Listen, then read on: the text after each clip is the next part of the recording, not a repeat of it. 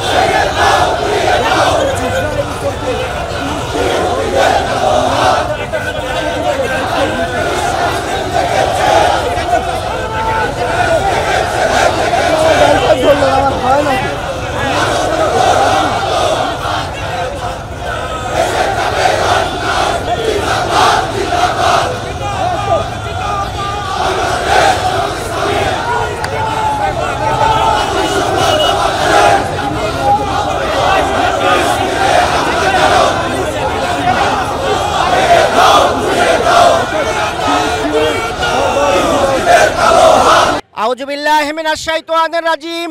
বিসমিল্লাহির রহমানির রহিম।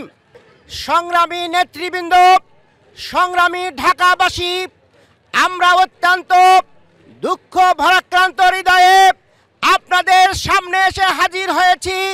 আপনারা পত্রিকার মাধ্যমে, বিভিন্ন চ্যানেলের মাধ্যমে দেখতে পাচ্ছেন আমাদের হৃদয়ের স্পন্দন, শত শত হাজার হাজার নবীর আগমন যেখানে ঘটেছিল, সেই ফিলিস্তিনে আজকে নারকীয় ধ্বংসযজ্ঞ চলছে।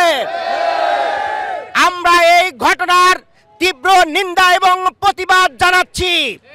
সংগ্রামী ভাই এবং বন্ধুগণ, এই সন্ত্রাসী ইসরায়েল আজকে শুধু নয়, সেই সুদূর 1948 সাল থেকে তাদের এই হামলা এবং যুদ্ধ শুরু করেছে।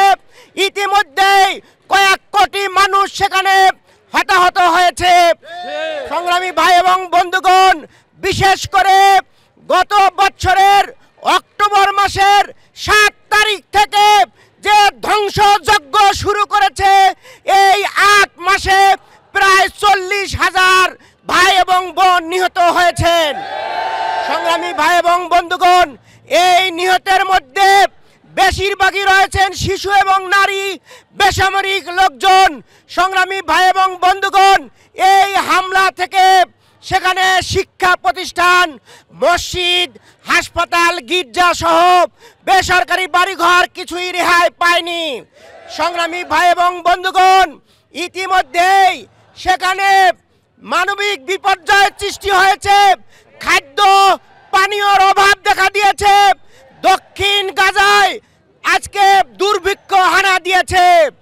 আমরা এই ধরনের একটি মুহূর্তে মুসলমানরা বসে থাকতে পারি না। আমরা বিশ্ব মুসলিমকে জানাবো, ঐক্যবদ্ধভাবে এই ঘটনার তীব্র নিন্দা এবং প্রতিবাদ জানান। আমরা বাংলাদেশ একটি মুসলিম রাষ্ট্র হিসাবে আমরা আমাদের মাননীয় প্রধানমন্ত্রীকে বলতে চাই, সংসদ ডেকে এই ঘটনার তীব্র নিন্দা এবং প্রতিবাদ জানান সরকারিভাবে, এবং ইসরায়েলের সাথে যেন কোনো ধরনের কূটনৈতিক সম্পর্ক তৈরি না করা হয়। আমরা অত্যন্ত তীব্র ভাষায় নিন্দা জানাচ্ছি। গত ঈদের সময়ে আমরা দেখেছি হঠাৎ করে ইসরায়েলের 2টি বোয়িং বিমান বাংলাদেশে অবতরণ করেছে। এর মাধ্যমে আমরা বলতে চাই, এই সরকার সম্পর্ক তৈরি করছে। আমরা বলতে চাই, এই সরকার যদি তলে তলে ইসরায়েলের সাথে সম্পর্ক তৈরি করে, তাহলে এই দেশের জনগণ তোমাদেরকে ছাড় দিবে না। তোমাদের এই অবৈধ সরকারকে তীব্র গণ আন্দোলনের মাধ্যমে ব্যবস্থা নিতে বাধ্য হবে জনগণ। সংগ্রামী ভাইয়েরা, আজকে আমরা সমগ্র বিশ্ববাসীকে, মুসলিম উম্মাহকে জানাতে চাই, আসুন ঐক্যবদ্ধ হই এবং এই সন্ত্রাসী ইসরায়েলের বিরুদ্ধে আমরা তীব্র প্রতিরোধ গড়ে তুলি। মুসলমানরা মৃত্যুকে ভয় করে না, রক্ত দিতে জানে, তবুও পরাজয় মানবে না ইনশাআল্লাহ। এবং আমরা আজকে বাংলাদেশের আপামর জনসাধারণকে ইসরায়েলের পণ্য বর্জন করার জন্য উদাত্ত আহ্বান জানাচ্ছি। আগামী দিনের সকল কর্মসূচিতে অংশগ্রহণ করার মাধ্যমে আমাদের এই আন্দোলন সংগ্রামকে এগিয়ে নিয়ে যাওয়ার উদাত্ত আহ্বান জানিয়ে আমার বক্তব্য এখানে শেষ করছি। আল্লাহ হাফেজ। বাংলাদেশ জিন্দাবাদ। বাংলাদেশ জামাত ইসলামী জিন্দাবাদ। খৈবরের চেতনায় উদ্বুদ্ধ হয়ে সারা বিশ্বের মুসলমানরা